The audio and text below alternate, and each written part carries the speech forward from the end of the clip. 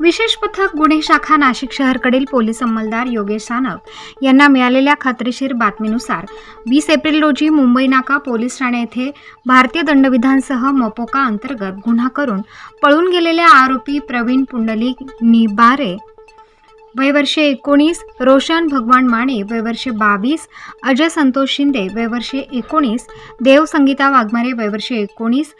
आदित्य राजू महाले वय वर्षे 20 हे भोरमळा मखमलाबाद परिसर येथून ताब्यात घेऊन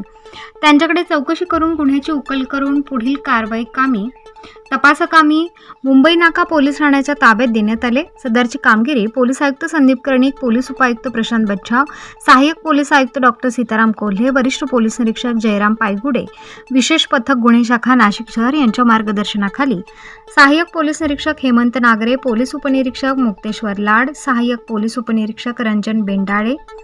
पोलीस हवालदार भामरे, पोलीस अंमलदार योगेश सानप, बाळासाहेब नांद्रे, चंद्रकांत बागडे,